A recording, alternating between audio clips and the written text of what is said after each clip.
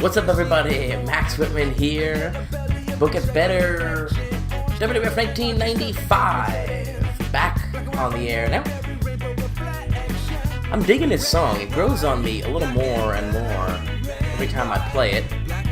It does sound like the America's Funniest Home Videos song, as was pointed out to me after the last video. It does. I knew it sounded familiar. But I like it. I dig it as our theme song. Bring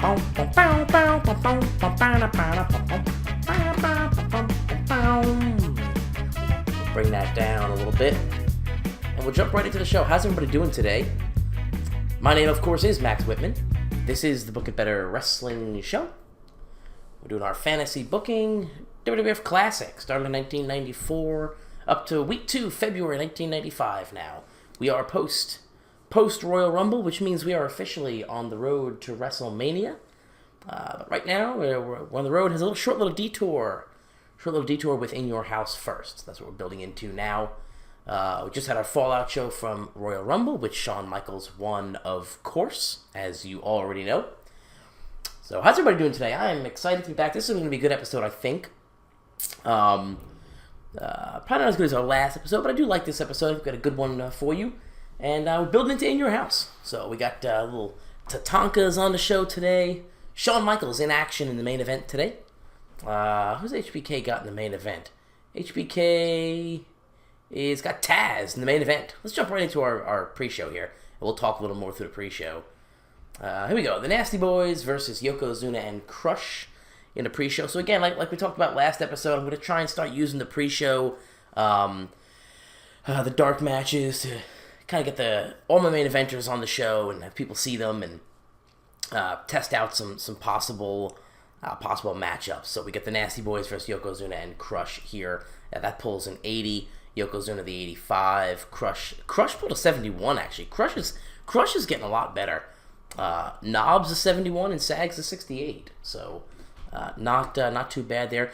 So if you happen to hear in the background here, I don't know if you can hear it right now. I got my headphones on. Maybe I take my headphones off. I think we're good right now. It's bedtime here for Hurricane Maxwell at the time of recording here, so there might be some stomping that you can hear upstairs. That would be the Hurricane herself. Although I think we're okay now. I can't really hear it because I got the headphones on. But moving on to the next one, we got Shawn Morley versus Chris Jericho. Yoko Crush won that last match, by the way. Shawn Morley versus Chris Jericho. This one scores a 75. It's a decent pre-show. About Chris Jericho defeats Shawn Morley by submission. Jericho pulls an 87. Morley a 48. So trying to get Morley in with some of my main eventers. See how he does in matches with them, how he holds his own. Obviously, Jericho's the ring general. He's gonna have a good match with anybody. But of all the guys in that boy band group that we kind of put together as sort of a joke, Morley is the guy that I actually want to get over. It's Morley, the 1, 2, 3 kids in there. He's already over. But really, it's Shawn Morley is the guy I want to get. Over. So we'll put him in a little pre-show bout with Jericho. Just help his popularity a little bit. Get him some good match ratings here.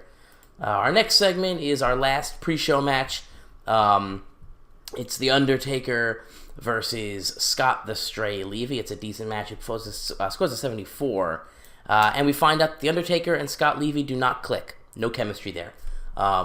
So that's good. It's good to find out. Obviously, Levy, Raven's not a guy, at least, right now in his career, at this point in his career, not really a guy that we're looking at putting in any kind of a real main event push. But I do like Scott Levy a lot. I wasn't a huge fan of the Raven character, but I do like the man behind the character. So I do have high hopes for Levy, but I'm not concerned that he doesn't click with the Undertaker. He's not really a guy that we're really considering pushing at that level right now, at least. So let's head into the start of our main show. We are live from Monday Night Raw in front of 18,310 people at the TD Garden in the Massachusetts region. And we're going to open this show here. Diesel is out to the ring, and here's basically what's going to happen. It scores an 88. It's a great segment. Diesel is out clarifying his statements that he made last week, basically saying that he is out here, your Intercontinental Champion, as a voice a voice for people who have been overlooked for too long, regardless of their status, regardless of their size, regardless of their ability, guys that have been overlooked and put in and paired up with people, to help that person make it to the top. And before he can really get going, the Power Cats music hits, which is, of course, the Cats theme song. And here comes Jeff Jarrett, Lex Luger, and Scott Levy. And basically, they're just going to be coming out and they're going to say that this whole thing, Jeff Jarrett is saying, basically saying, this is a new softer side of Big Daddy Cool. It's Big Daddy soft, Big Daddy feminine, even Big Daddy feline. He thinks, and he's basically saying that Big Daddy Cool out here with his holier than thou attitude, that he can climb out from being somebody's bodyguard. That he sees right through it. He's a fake. He's no different than anybody else. He's no better or anyone else in his company. He's no better. He's just a bodyguard who got lucky. That's all it is. So Diesel's going to tell him, why don't you put your money where your mouth is and climb on in this ring with old Big Daddy Cool. And Jarrett says, I would love to climb inside that ring, but not tonight. I would love to climb inside that ring 2 weeks from today and in your house for the Intercontinental title. What do you think of that, Big Daddy Cool? Meow, baby, meow. And Big Daddy Cool says, let's bring it on. Let's do it. It's not exactly how he says it. Big Daddy Cool. So the challenge is issued. The challenge is accepted. Long story short, I'm getting into the Power Cat gimmick, Daddy. Yeah, meow. I don't know what that was. But anyway, so long story short, the cat, Jeff the Persian Jarrett, he's going to challenge Diesel to the for the Intercontinental title, and Diesel's going to accept it. So we get our first official match of For In Your House. It's the Intercontinental title. It's Big Daddy Cool Diesel versus Jeff the Persian Jarrett. It scores an 88. Good solid rating. Now I can definitely hear Maxwell upstairs. I'm wondering if the video is going to catch it. I'm not going to edit it out. You're going to get to listen to Hurricane Maxwell. Next segment here. This is a 4-way tag team match, and it is a number 1 contenders 4-way tag team match. So we're looking to get Yoko Crush's challenger for In Your House, and it's going to be the Hardy Boys. The Hardy Boys are going to defeat A-Train and Terminator, the Head Shrinkers, and the Heavenly Bodies in 9:47, when Jeff Hardy defeats A-Train by submission with Texas Cloverleaf. Let's see, what do we get here? Terminator 53, A-Train is 69. Devon Dudley is fantastic. Fatu the 63, Samu the 60, Jeff and Matt Hardy 55 and 51. So not a terrible match. Honestly, it's not going to be a great tag team title match, but it's I want to really give the Hardy Boys a little bit of a push. I want to get them on a pay-per-view in a big time title match. We'll see what happens. So we get our second In Your House match. It's going to be a tag team match. Yoko Crush defending the titles against the Hardy Boys. Next up, we get an angle featuring Chris Jericho, Razor Ramon. So here's what's going to happen here. Chris Jericho is coming out, and he's saying that while he thinks it's a travesty, what is being done to him, while he thinks it's absurd that a former world champion has to earn his way back for the title that he lost, he should automatically get a rematch. But if that's the way the WWF wants it, then that's the way. He's just fine with that. So Chris Jericho is saying, whatever it takes, I'll earn it, whatever I gotta do. And before we can move on, Vader's music hits, and out comes Big Van Vader. And Vader's gonna tell Jericho that if anybody's getting a title shot, it's him. So if he wants that title shot, he's gonna have to go through Big Van Vader. Now with that, the bad guy's music hits, and out comes Razor Ramon. Now Razor's gonna tell him that since there is no clear-cut challenger, the bad guy. Since there's no clear-cut challenger here, man, the bad guy gonna throw his toothpick into the ring and give it a shot for the WWF title. Another terrible Razor Ramon impression. Like I said, they're not going to stop, guys. The impressions are going to keep coming. You're going to have to boycott the show if you don't want to hear the impressions, because they're going to keep coming. If I could do a Gorilla Monsoon impression, I would do one. I don't know how to, but anyway. So with that, Gorilla Monsoon is going to come out. So there's a little bit of an argument going on in the ring between these three guys. Gorilla Monsoon is going to come out. Monsoon's going to say, you know what? you know what? You're right. I'm in a very giving mood today. You're right. All three of you do deserve a shot at the WWF title. Chris Jericho, you were the former champ. You should get a rematch. Big Van Vader, you're a 6-time world champion all over the world. You are a literal world champion in New Japan and WCW. You deserve a shot as well. And Razor, you've put your time in. Razor, you've been here for years, the better half of a decade. You've put your time in. You've earned that shot as well. So at In Your House in 2 weeks, here's what's going to happen. We are going to have a four-way championship match, elimination match for the WWF title.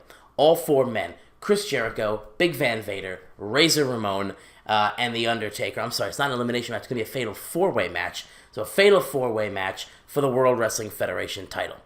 So probably not going to make, probably not super fair to The Undertaker. But The Undertaker's dead. He doesn't care. He's going to take on all challengers. Anyway, so Jericho improvised well. Gorilla Monsoon struggled because other people weren't following a script. I forgot to put Gorilla Monsoon unscripted. But it is what it is. It still gets a 91. Gets the crowd really hot. Good segment there. Good, strong segment. Here's Tatanka and the Navajo Kid. And this is just a simple challenge to a tag team match at In Your House. Tatanka and the Navajo Kid versus Candido and Lawler. Spoiler alert, this match was supposed to happen at the Royal Rumble, but like we talked about at the Royal Rumble, I forgot to extend Chris Candido. So spoiler alert, Chris Candido is finally extended. He does have a contract with the company. So Tatanka and the Navajo Kid are issuing that challenge for In Your House. We will have to wait and see. We do not get an answer from Lawler. We'll have to wait and see. And next week, Lawler will be on Monday Night Raw to accept or decline. Here we get the 1-2-3 Kid versus Lance Storm, and they're going to go to a double countout. It scores a 60 for a C overall. Not too bad. 1-2-3 Kid pulls a 60. Lance Storm pulls a 52. So we're seeing a lot of Lance Storm versus 1-2-3 Kid. It's basically just trying to build both these guys up, for the lead into that light heavyweight division that we're trying to build. Excuse me. But it does score 60. Not bad. If the light heavyweight division can chill in like the 60s. 60 to 65. I'm cool with that for the start of that division. There's nothing wrong with that for me. I like that. I like that spot. If it can live right there, good solid mid card, mid show match or a cool down match. I'm cool with that. So here we go. We'll go to our main event. It's Shawn Michaels versus Taz, and it scores a 78. Good solid match. It's a good wrestling. A decent reaction from the crowd. HBK is going to beat Taz with a sweet chin music. Michaels pulls a 93, Taz pulls a 68, so good solid match, nothing crazy, but it's about what I expected from HBK Taz. I wanted to see if Taz could hang, and he definitely could. He pulls a 68. Now a lot of that's going to have to do with Michaels, bringing him up, but Taz is a workhorse. He does get the loss, so obviously, we're pushing Taz, but he's not getting that Jericho push. Obviously, Jericho was beating these guys. Jericho was winning straight up when he came in. Taz isn't quite getting that push, but he is getting a lot of TV time, and he is in programs with those main event guys. So he's getting the rub. It does score 78. We'll go to our final segment. It's Shawn Michaels. He's basically just mocking the Undertaker. So he's just gonna, he puts away Taz. He gets down on the knee, pretends to raise the urn, rolls the eyes back in the head, and then stands up and basically just says that The Undertaker will be a true dead man after WrestleMania because you're looking at your next WWF champ. We'll go to it's not going to be a great show, I don't think. It pulls an 80. It's good enough for me. I'm cool with an 80 for a Monday Night Raw. Increases the popularity in 12 regions, and accomplishes the goals. So, that's going to do it for today. I don't think I have really many comments on this episode, so that is going to do it for tonight. And I appreciate you guys dropping by. I apologize for not having us up at noon. I try and get all my stuff up at noon, so you guys can, of course, enjoy me on your lunch break. But you'll have to enjoy me as a little bedtime snack tonight. Sit down with a little bedtime snack with Max Whitman and the Book It Better crew. And, so thanks for stopping by, guys. Pop back in on Saturday. That's tomorrow. Look at that. That's tomorrow. Either tomorrow or early Sunday morning, I will have a special edition of the Book It Better show. So you're going to get a bonus episode here. That's a thank you for sticking with me while I was gone for 2 weeks. It is a creative meeting.